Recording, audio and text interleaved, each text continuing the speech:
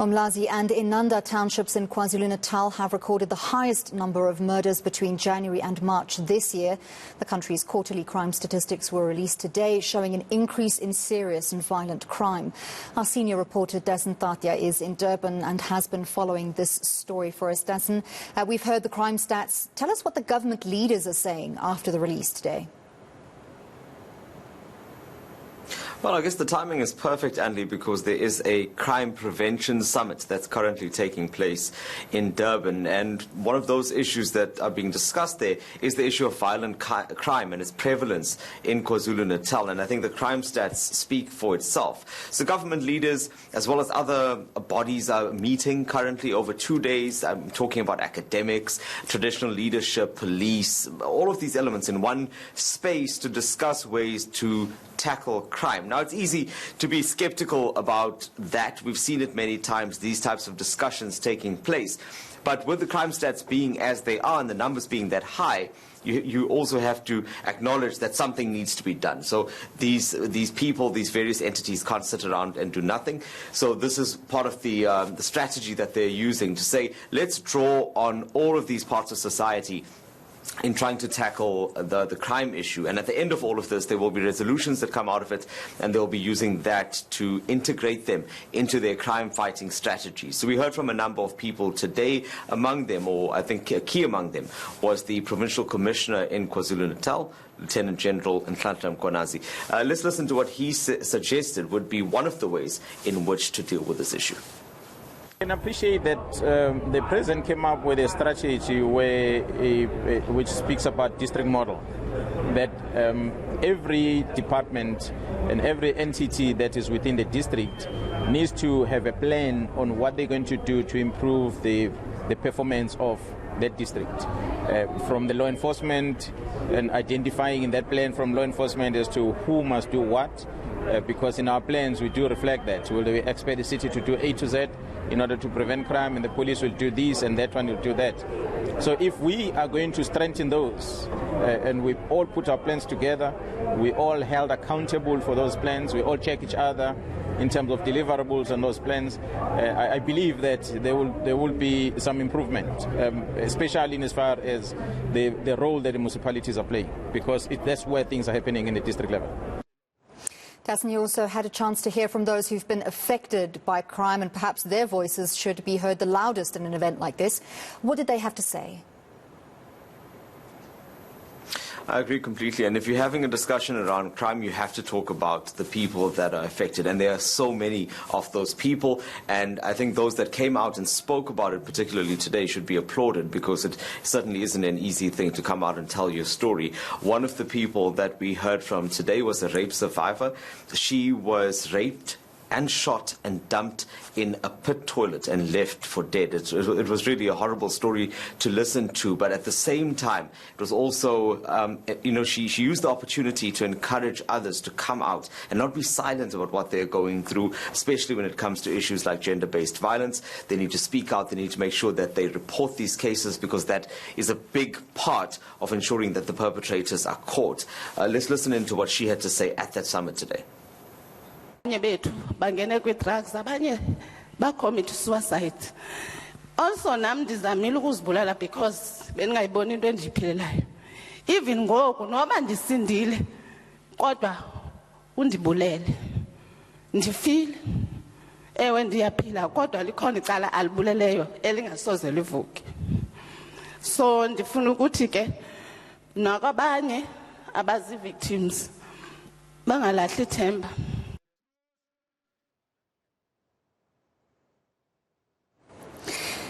Dasen, convicted criminals also contributed to the discussion. Very important to hear from them, although many of us would prefer not to.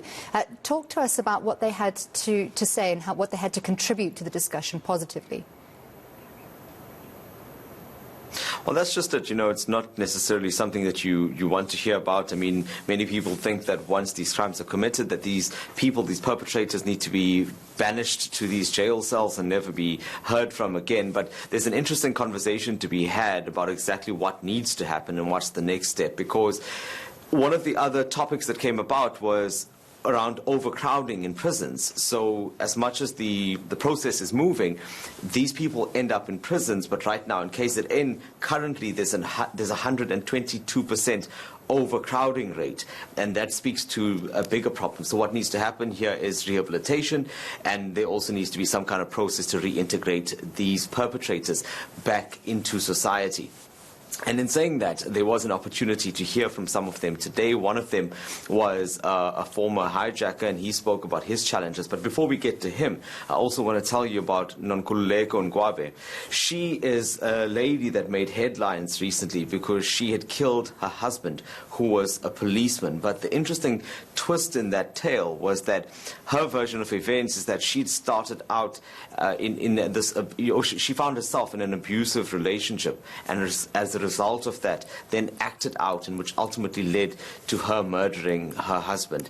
And last year, in 2021, she was then convicted and sentenced to 22 years. She came out and she spoke about that as well, telling those gathered at the summit just about that challenge of moving from one side of being a victim, and I use that term loosely, to the other side of being a convicted felon. And she says that's out of the circumstances she found herself in. But let's listen into what the other gentleman had to say to us, the former hijacker that spoke at the summit. Ngathola ithuba lokuthi ngafunda kuyenzeka ngafika to the level yokuthi angisakwazi ukuqhubeka ngephambili ngokwejele sengikwenzile konke got N6 ngathola iskill thuba lokwenza iskill ibusiness iskill kodwa kukhona umbuzo ongaphenduleki so fiscal sothi ngiphume ejele ngiphuma nalezi zinto engijolile la ngaphakathi ngiyafika ngaphandle akhona inamathuba ukuthi ngibe lo muntu ijele lengikhandile ngaba uyena ingabe government ongigcinile wangirehabilitate uyanginikeza ithuba lokuthi ngikuveze ukuthi sengomunye umuntu angiseyena lo muntu. It's very painful ukuthi alikho ithuba elinjalo ngokwaka government ngoba ngisuke kuba nalento ukuthi criminal record, it always follows la ukhona, you always tempt isigebengu. Dasen, of course, with our high levels of recidivism, it's very important to address not only crime stats in terms of policing, but also in terms of our entire criminal justice system. What else came out of today's summit?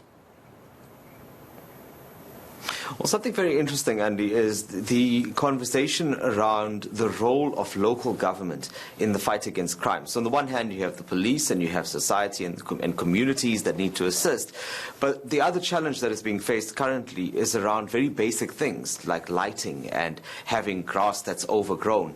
And it seems that in some cases, municipalities are not fulfilling their part in this equation. And what that does is ultimately it hinders the fight against crime. But this is a conversation that we've been having for a very long time. I remember former police ministers coming to places like KwaMashu Hostel, talking about the same things, talking about informal settlements. So it honestly looks like it's going to take a lot more than this summit or maybe any other summit after this to sort this out, because these very basic responsibilities are not being carried out by those that are tasked with it. Well, thank you very much for bringing us the news from that summit. That was our senior reporter, Dasen Thathiah, coming to us from Durban.